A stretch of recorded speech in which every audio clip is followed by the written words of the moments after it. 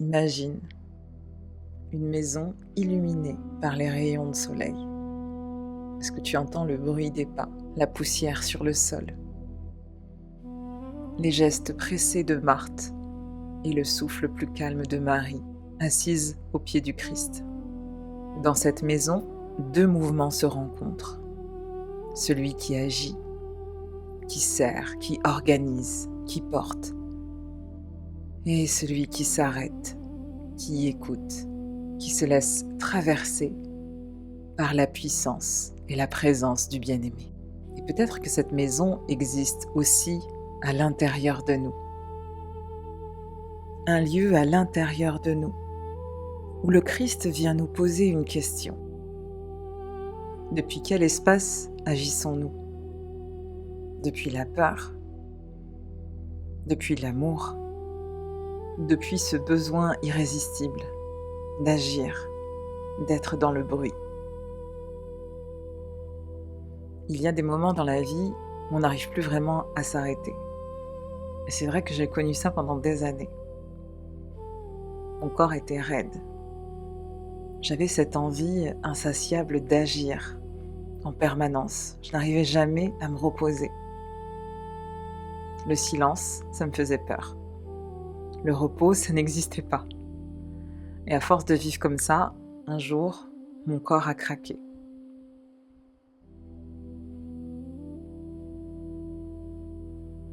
Je n'avais même plus de larmes tellement j'étais fatiguée. Mon âme n'avait plus d'espace pour se connecter à Dieu, pour se connecter à moi-même. Alors oui, l'action est nécessaire. L'action peut être belle, féconde, presque sainte même parfois. Mais il y a des moments où il est bon de s'arrêter, d'être dans la contemplation. Et c'est cette tension entre l'agitation et la contemplation que je vous propose d'explorer aujourd'hui, à travers l'histoire de Marthe et de Marie de Béthanie.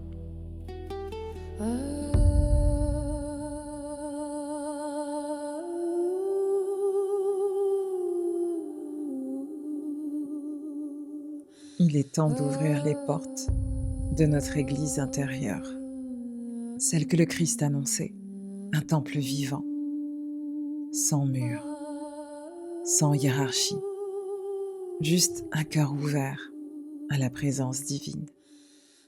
Bienvenue dans Rosa Mystica, un espace où l'on marche sur les traces des mystiques,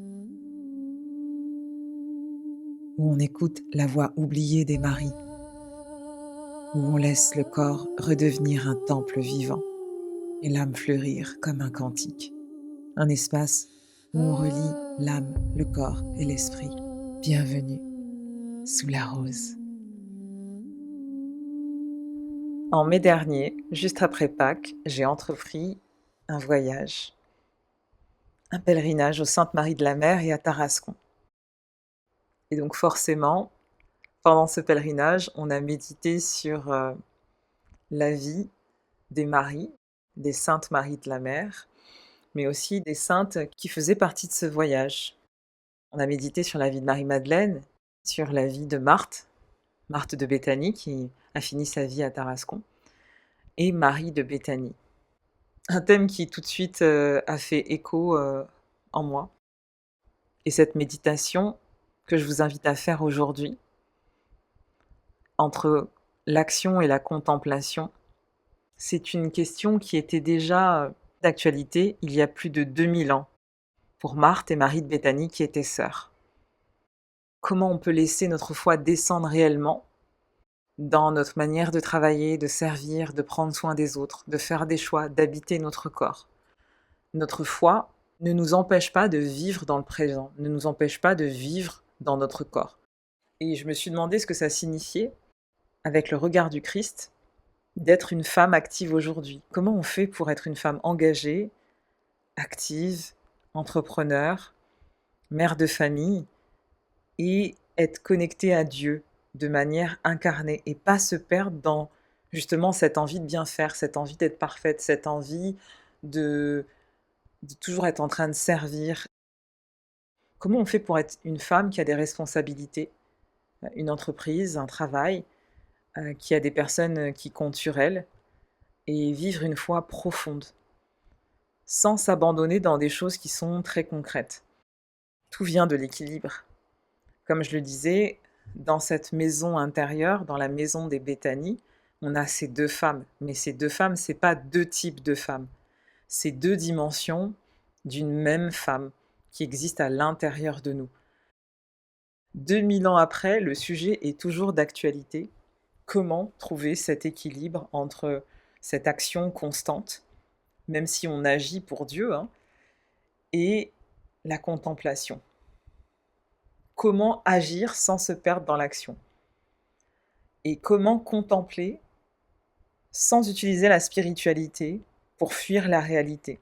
Parce que ça, c'est un des écueils de la spiritualité moderne, où on est complètement déconnecté de son corps, ou parfois même on méprise le corps, on méprise la réalité, et on est dans une fuite de cette incarnation en se disant: «Mais en fait, tout ce qui compte, c'est la vie éternelle».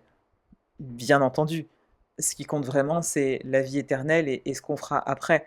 Mais si Dieu a voulu qu'on vive sur terre et qu'on vive une vie d'humain, c'est aussi pour ressentir, pour vivre l'amour, pour avoir des expériences, pour faire des choix. 2 femmes qui ont vécu il y a plus de 2000 ans et qui semblent pourtant traversées par les mêmes préoccupations que les nôtres.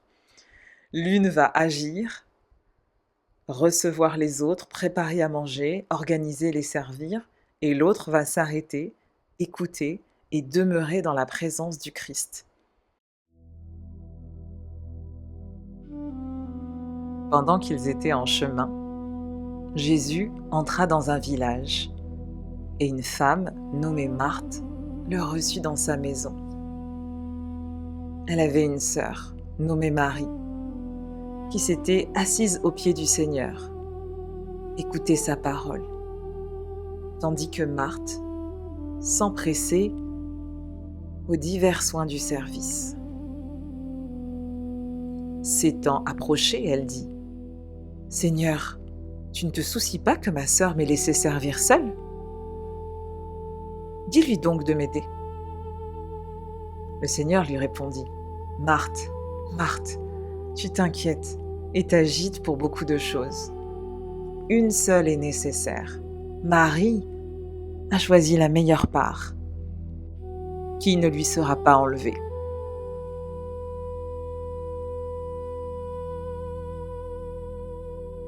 La réponse du Christ nous invite à nous poser une question. Est-ce qu'on est seulement très active, ou est-ce qu'il y a quelque chose en nous qui est incapable de s'arrêter, qui est incapable de se reposer? Est-ce qu'on est dans la fuite de la réalité? Est-ce qu'on passe à côté de l'essentiel?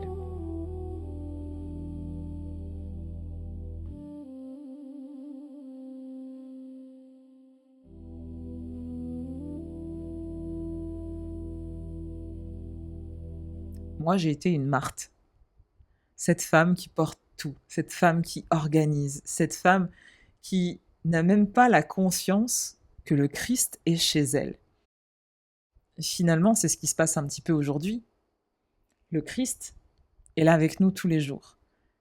Est-ce qu'on n'est pas happé par nos vies, par notre travail, par notre famille, par le fait de, je parle pour moi, vouloir que tout soit nickel dans ma maison, que mes enfants soient bien élevés, que tout le monde soit propre, heureux.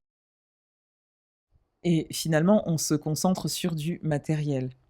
Et parfois, c'est aussi juste accepter que une des choses essentielles, c'est vraiment de se connecter à Dieu dans sa vie, parce qu'à partir du moment où on se connecte à Dieu, tout va bien.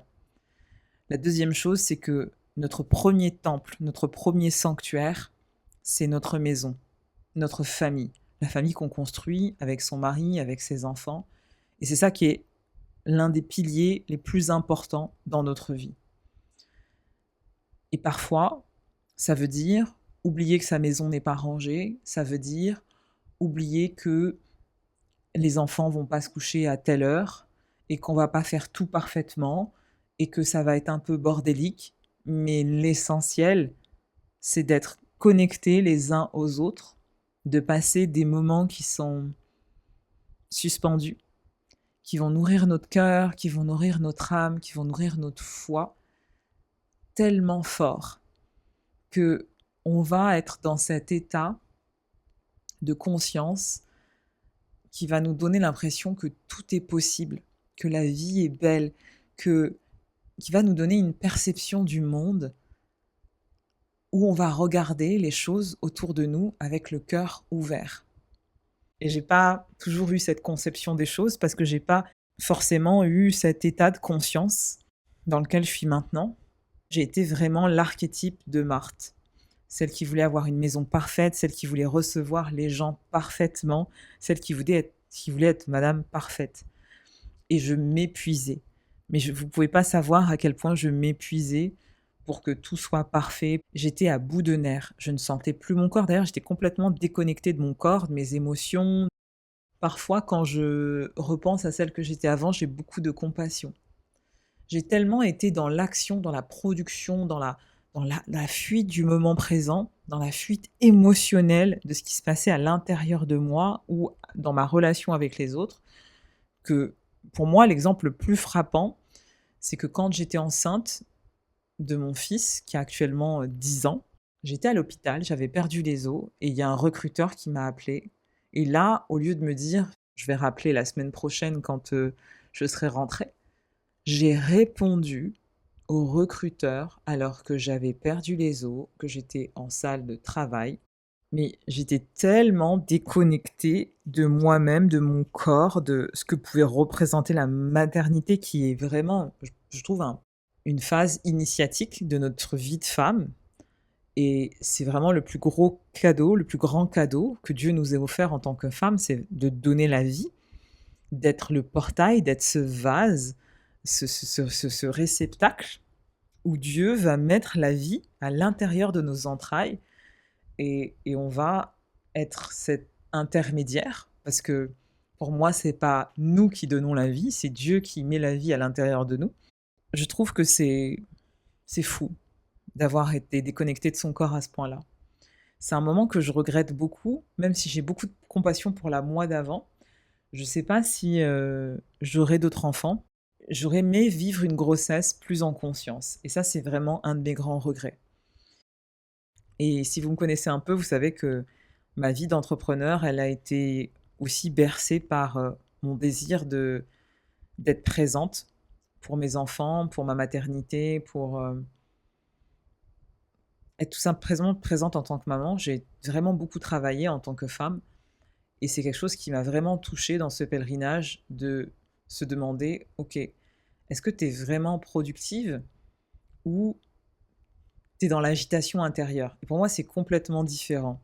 Parce qu'en fait, on peut être très productive et même ultra productive sans être dans une agitation où il y a un brouhaha dans notre tête au niveau mental, où il y a une déconnexion entre le cœur, l'esprit et l'âme. Du coup, on n'agit pas à partir du bon espace. La plupart du temps, on n'agit pas à partir du cœur. On agit à partir de nos peurs. Nos peurs qui vont nous dire, on va anticiper quelque chose, on va faire des choses, et ça va nous rassurer. Et si on fait parfaitement tout bien, tout va bien se passer. Donc, c'est une manière de gérer ses angoisses et son anxiété. Donc, j'ai été cette personne, et malheureusement, je l'ai été à un moment les plus crucial de ma vie de femme, c'est-à-dire mon accouchement. Aujourd'hui, je vivrai jamais les choses de la même manière parce que je suis passée par tellement de choses où j'ai enlevé des couches d'anxiété, des couches de peur, des couches de traumatisme qui appartenaient aussi à, à mes ancêtres, à ma famille. J'ai laissé plus de place à Dieu dans ma vie et je comprends aujourd'hui à quel point la famille est sacrée, à quel point le corps de la femme est sacré, à quel point la maternité c'est sacré, à quel point les temps de ressourcement, de calme, de vide, de silence sont importants pour que Dieu puisse agir dans notre vie, agir dans notre tête, nous guider, nous montrer des choses, nous révéler des choses. L'idée, c'est pas de choisir entre être la femme qui agit, celle qui n'agit pas, la femme qui contemple et celle qui contemple pas. C'est plus une invitation à trouver un équilibre entre ces 2 dimensions de nous. Beaucoup de femmes comprennent Marthe, comprennent aussi ce que j'ai vécu. Il y a rien de mauvais à ça. C'est juste un passage et qu'on peut prendre soin des autres, on peut prendre soin de soi en trouvant un équilibre. Et cet équilibre, il vient quand on sait se connecter à cet espace de paix à l'intérieur de nous, quand on sait se reconnecter à Dieu à l'intérieur de nous. L'agitation, elle s'arrête. Et là, on va supporter beaucoup plus la lenteur. On va accepter d'agir ou de ne pas agir, de ne pas avoir de but particulier. Et donc là, il y a quelque chose qui se détend à l'intérieur de nous, forcément. Le cœur, le corps, le ventre va se relâcher, parce qu'on va se sentir en sécurité. La question que vous pouvez vous poser pour savoir si l'archétype de Marthe est très présente à l'intérieur de vous, je vous invite à vous poser plusieurs questions. Est-ce que vous portez les choses parce que vous avez peur de ne plus être indispensable pour vos proches? Est-ce que vous avez besoin de vous sentir indispensable pour les autres?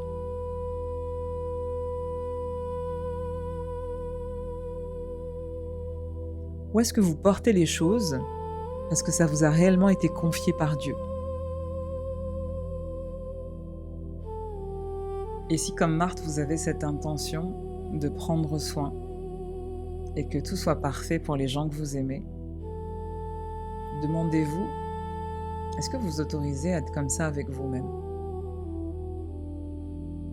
Est-ce que vous vous portez l'attention que vous portez aux autres? Arrêtez-vous un instant et demandez-vous comment aujourd'hui vous pouvez vous rendre tout ce que vous donnez aux autres. Comment vous pouvez ralentir pour prendre soin de vous? Pour ouvrir cet espace du cœur où Dieu va vous toucher profondément. Mais pour ça, il a besoin que vous vous arrêtiez. Il a besoin que vous lui fassiez de la place. Et si l'espace d'un instant vous vous arrêtez,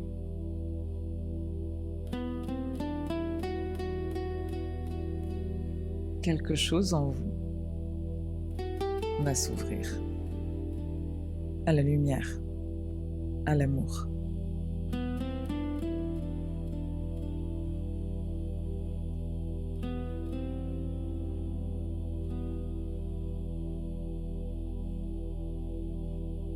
Donc ce que j'ai envie de vous dire aujourd'hui, c'est que continuer à travailler malgré la fatigue, c'est pas du courage, c'est de la fuite.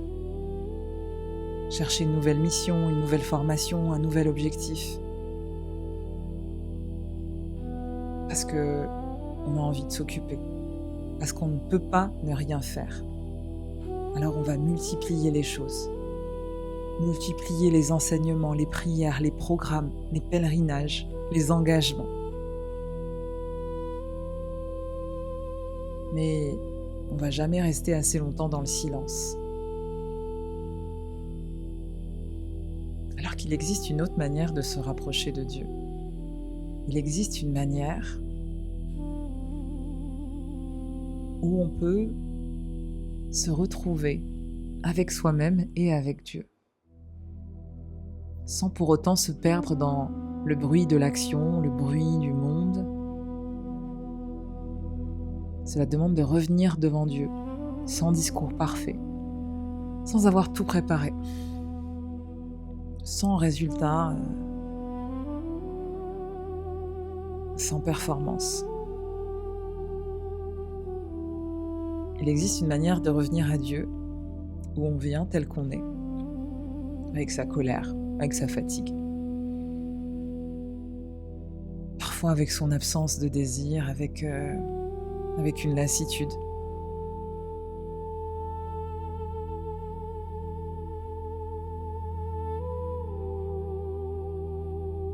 Et quand Jésus appelle Marthe et lui dit « Marthe, Marthe », il n'est pas en train de la blâmer. Il est plutôt en train de lui dire « Je suis dans ta maison, t'as pas besoin de courir, t'as pas besoin de t'agiter, je suis là pour toi. » Et je pense que c'est ce que le Christ essaie de nous dire aujourd'hui. Il est là pour nous à chaque instant. Il ne tient qu'à nous de ralentir pour nous connecter au Christ. Et un des enseignements les plus puissants qu'il ait donné sur terre, c'est quand il a dit « Nul ne vient au Père que par moi.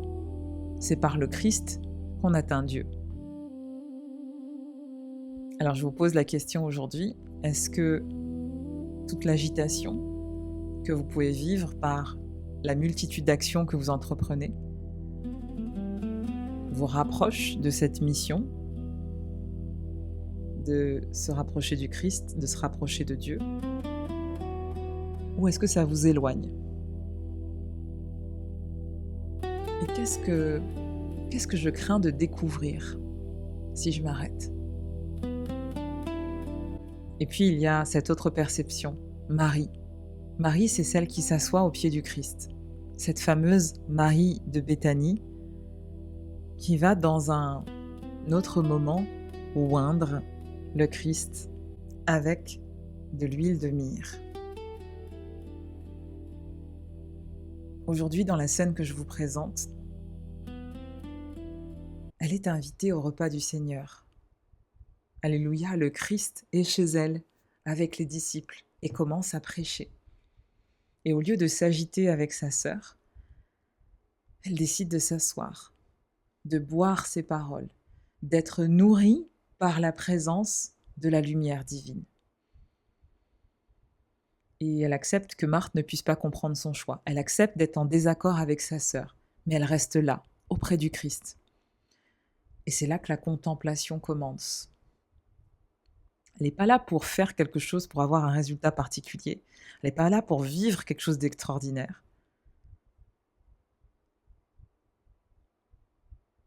Elle décide juste d'être là dans la présence. Et cette contemplation, c'est une forme de prière. Parfois, on ne sait pas quoi dire, on ne sait pas quoi faire, on ne sait pas. Alors on reste là, dans la présence, et juste avec cette simple idée qu'on peut se connecter à Dieu en ouvrant son cœur et en étant dans cet état de réception. C'est une dimension chez les femmes modernes, surtout chez les femmes qui travaillent beaucoup, qui ont des responsabilités, qui ont porté leur famille, qui est souvent comme endormie. Toutes ces femmes qui sont habituées à agir, à gérer, à créer, elles ont beaucoup de mal à recevoir. Des difficultés vraiment à se mettre dans cet état de réception où elles vont être nourries. Et ça peut pêcher aussi dans leur vie spirituelle. La contemplation, elle commence par cette envie, par cet élan, cette décision de rester, de ralentir, de se reconnecter à ce qui est là, à la présence. Une présence qu'on ne perçoit pas forcément au quotidien. Quand il y a trop d'agitation, on n'arrive plus à voir cette lumière divine dans nos vies. On n'arrive plus à voir Dieu dans nos enfants qui crient, qui se chamaillent. On n'arrive plus à voir Dieu dans notre couple parce que l'autre nous énerve, nous agace. On n'arrive plus à voir Dieu dans la nature, dans le moment présent, dans les échanges dans notre famille. On n'arrive plus à voir Dieu à l'intérieur de nous parce que le mental prend le dessus, parce qu'on est trop fort dans la matérialité, dans ce qui va se passer, dans l'organisation, dans des considérations qui sont complètement humaines. Et pourtant, Dieu nous invite à être dans cet équilibre. Quand est-ce que je dois agir? Quand est-ce que je dois ralentir? Il ne s'agit pas de se culpabiliser, mais peut-être de détecter ce bruit intérieur, cette cacophonie qui empêche la connexion à Dieu, qui empêche la contemplation, qui empêche à cette présence divine d'habiter nos vies et de laisser ce parfum de rose dans notre maison. Ce doux parfum divin qui permet d'ouvrir un espace où on n'est plus cette femme forte, responsable, coach, thérapeute, mère, dirigeante, sœur. On devient juste une âme devant Dieu. Une âme devant son Créateur qui va recevoir quelque chose de chaleureux, quelque chose de doux, quelque chose de chaud. L'amour inconditionnel du Père. Sans avoir à le mériter, sans avoir à se justifier. Notre nom est écrit dans le livre de Dieu depuis le commencement, bien avant notre naissance. Alors, peut-être qu'on peut rester auprès de Dieu sans forcément chercher de réponse, sans forcément demander quelque chose, sans forcément comprendre, juste être dans la présence et pas forcément produire quelque chose.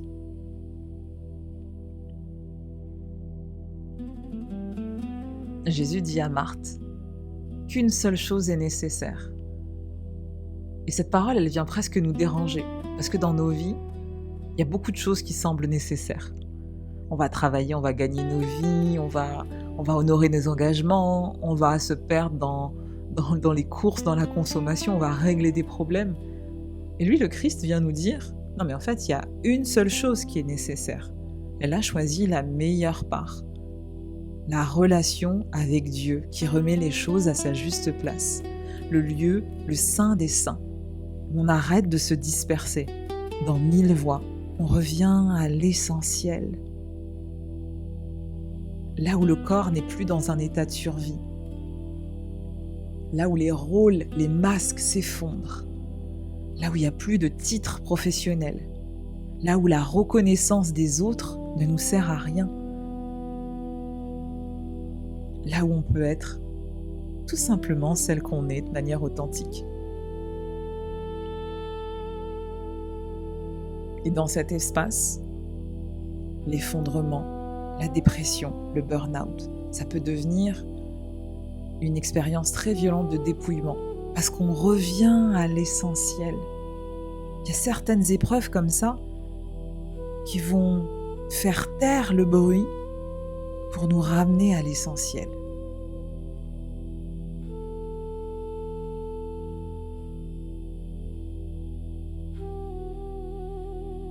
Et donc c'est au milieu de l'adversité, de tout ce qu'on peut vivre dans notre vie, qu'on va revenir au centre, à l'essentiel. D'ailleurs, c'est un peu à ce moment-là qu'on se pose ces questions-là. Quand on vit de grands effondrements, qui je suis si je ne fais pas ça? Qui je suis si je n'ai pas ça? Qui je suis si je n'ai pas d'argent? Qui je suis si je ne suis pas ma profession, mon rôle? Qui je suis si je n'ai pas de pouvoir? Qui je suis si je ne suis pas mère? Qui je suis si je ne suis pas mariée? Et on en vient à se demander sur quoi on a construit notre identité. Est-ce qu'on est plus proche d'une identité qui est terrienne, où on s'associe à ce qu'on gagne, à notre profession, à ce qu'on fait, à ce qu'on représente, à ce que les autres voient de nous? Ou est-ce qu'on est plus dans notre identité divine, comme des enfants de Dieu? Et dans cette identité, où on est enfant de Dieu, tout est illimité, tout est possible. Parce qu'on ne joue pas avec les mêmes règles. On ne joue pas avec des règles terriennes. Alors c'est plus facile à dire qu'à faire. Et aujourd'hui, avec cette méditation Sur Marthe et Marie de Béthanie, j'ai envie de vous inviter à arrêter d'être dans cette opposition. Marthe n'est pas la femme trop active. Marie n'est pas la femme trop spirituelle. Marie ne fait pas le bon choix et Marthe ne fait pas le mauvais choix. Je crois que c'est pas aussi simple que ça. Je crois qu'aujourd'hui, 2000 ans après, les femmes se posent toujours la même question. Comment retrouver son équilibre entre foi, action, contemplation? L'équilibre vient du discernement. Des moments où on a besoin de construire, organiser, nourrir, enseigner, soigner, créer, prendre des décisions. L'action est tellement nécessaire quand elle est inspirée par Dieu, par le Saint-Esprit. Mais aussi avoir le discernement que certains moments, nous devons ralentir. Nous devons nous connecter à cette Marie de Béthanie qui choisit d'être dans la contemplation, de se détourner du bruit du monde pour écouter la voix inspirée du Saint-Esprit qui prend corps dans le Verbe. On peut utiliser le silence, on peut utiliser la prière pour revenir à soi. Attention, la contemplation ne nous empêche pas de nous perdre, parce que cette contemplation peut aussi devenir une fuite. Alors il s'agit vraiment de trouver son équilibre, pour ne pas se perdre dans une spiritualité désincarnée. Nous n'avons pas à choisir entre Marthe et Marie, entre la pragmatique et la spirituelle. Nous sommes un tout. À l'intérieur de nous, il y a les archétypes de ces deux femmes. Et nous devons faire appel à elles à des moments de nos vies très particuliers et pas laisser une dominer l'autre. La question que je vous invite à vous poser maintenant: quelle femme a pris le plus de place dans votre vie? Est-ce que c'est la Marthe ou la Marie? Encore une fois, la tradition provençale vient mettre de la mesure dans les évangiles. Elle nous raconte ce qui se passe après l'arrivée aux Saintes Maries de la Mer de Marthe, qui décide de partir à Tarascon. La tradition provençale nous raconte qu'elle aurait affronté la Tarasque, une créature qui semait la terreur autour de Tarascon. Il ne s'agit pas de voir cette Tarasque au sens littéral. Elle aura peut-être vaincu la violence, la force des armes, par la prière, par la foi, par la présence du Christ. Elle a évangélisé la région d'Avignon et de Tarascon. Et dans la légende provençale, cette rencontre symbolise la victoire de la foi sur les forces chaotiques qui menaient la ville. Donc on peut accueillir aussi cette image intérieurement que l'action peut être juste, la colère peut être juste, la force peut être juste. Et Marthe en est l'un des meilleurs exemples. Alors oui, il y a ce moment dans la Bible où elle agit, elle s'agite et le Christ l'invite à se questionner. Et en même temps, à d'autres moments dans la Bible, elle continue à servir quand son frère Lazare est ressuscité et personne ne lui dit rien. Elle agit comme une héroïne à Tarascon en évangélisant et en apportant la lumière du Christ. Donc, on peut aussi agir avec foi, agir en étant juste, en étant guidé par sa mission.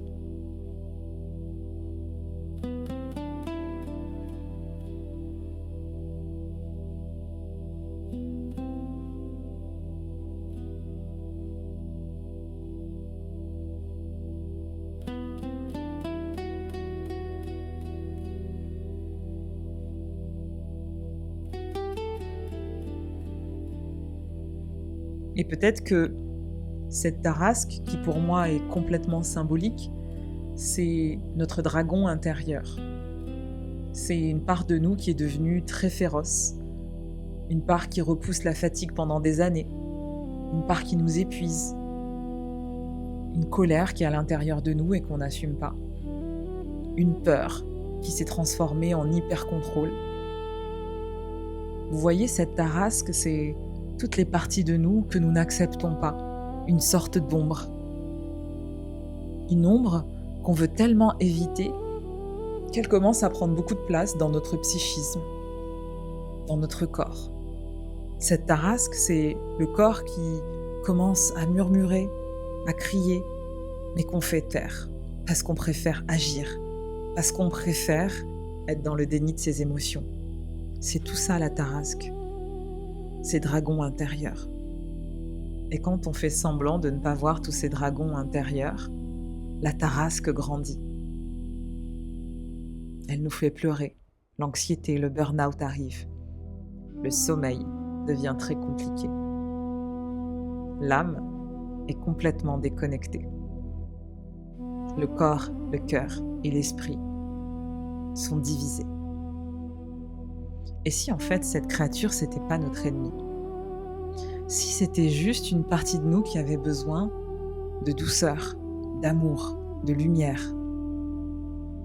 Marthe ne serait pas seulement alors la femme qui agit. Elle deviendrait celle qui est capable de rapprocher, d'approcher de très près ce qui fait peur, sans chercher à le faire taire. Marthe, c'est celle qui vient confronter notre chaos intérieur. Pas seulement avec sa volonté, mais surtout avec sa foi. Alors, quelle partie de vous vous essayez de maîtriser par l'action?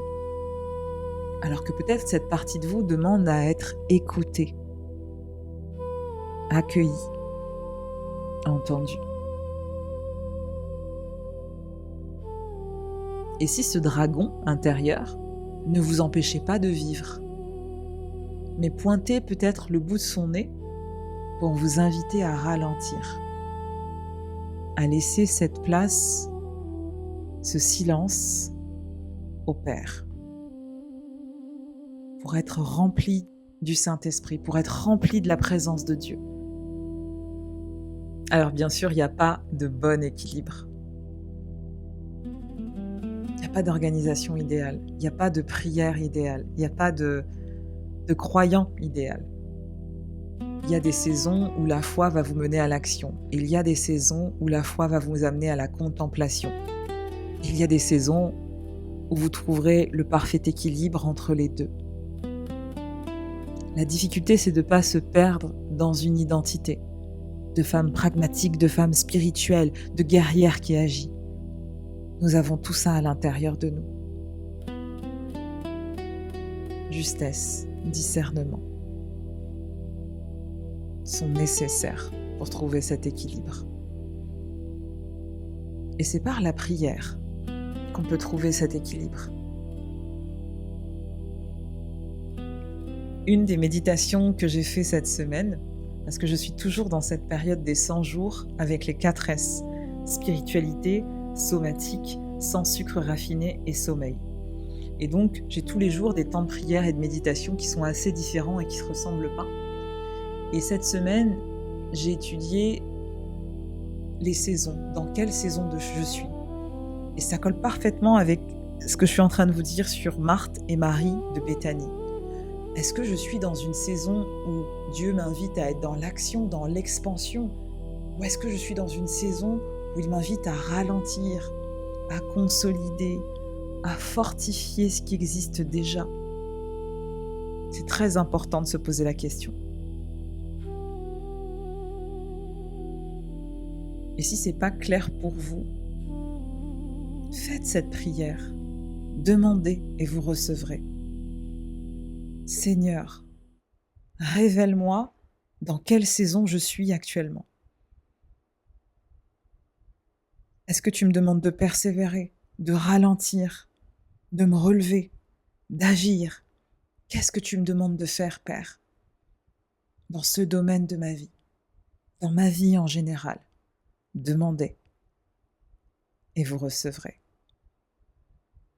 Cherchez et vous trouverez. Frappez à la porte et on vous ouvrira. Gratitude infinie pour votre écoute. J'espère que ce podcast vous a plu.